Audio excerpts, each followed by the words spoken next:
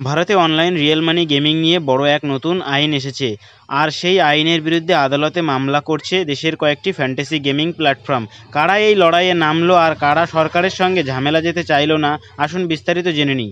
ভারত সরকার সম্প্রতি promotion and regulation of online gaming act 2025 চালু করেছে।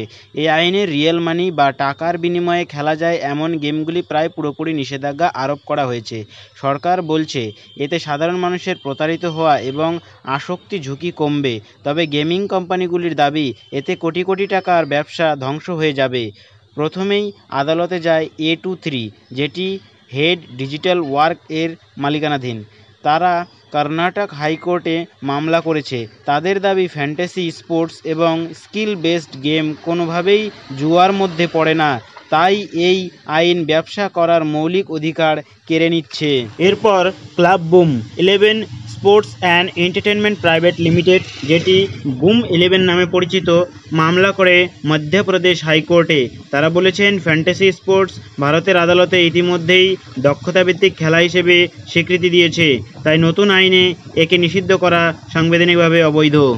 অন্যদিকে দেশের সবচেয়ে বড় ফ্যান্টাসি প্ল্যাটফর্ম ড্রিম11 কোনো আইনি লড়াইয়ে নামতে চাইছেন না। ড্রিম স্পোর্টসের সহ-প্রতিষ্ঠাতা হর্ষ জৈন পরিষ্কার জানিয়ে দিয়েছেন তারা সরকারের সঙ্গে কোনো সংঘাতে যাবেন না, বরং আইন মেনে চলবে। একইভাবে MPLও মামলা করেনি, বরং তারা তাদের প্ল্যাটফর্ম থেকে রিয়েল মানি গেম সরিয়ে ফ্রি টু প্লে মডেল পরিবর্তন করেছে। এই মামলাগুলি দেশের বিভিন্ন হাইকোর্টে ছড়িয়ে পড়ায় কেন্দ্র সরকার এখন চায় সব মামলাগুলি একসঙ্গে সুপ্রিম কোর্টে ট্রান্সফার করা হোক। ফলে এখন সরকারের চোখ ভারতের সর্বোচ্চ আদালতের দিকে। বিশেষজ্ঞরা বলেছেন ভারতের অনলাইন গেমিং ইন্ডাস্ট্রি কয়েক মিলিয়ন ডলারের বাজার। আইনের কঠোরতায় হাজার হাজার চাকরি ঝুঁকিতে পড়তে পারে। আবার সরকারের দাবি মানুষের সুরক্ষা ও প্রতারণা ঠেকাতেই এই আইন। তাহলে প্রশ্ন হচ্ছে, অনলাইন গেমিং ইন্ডাস্ট্রি ভবিষ্যৎ কোন পথে যাবে? আদালতের রায় কী হবে? আপনারা কি মনে করেন ফ্যান্টাসি স্পোর্টস সম্পূর্ণভাবে নিষিদ্ধ করা উচিত নাকি নিয়ন্ত্রণ করে চালু রাখা উচিত? কমেন্টে জানাতে ভুলবেন না। আর ভিডিওটি ভালো লাগলে লাইক, শেয়ার এবং সাবস্ক্রাইব করুন।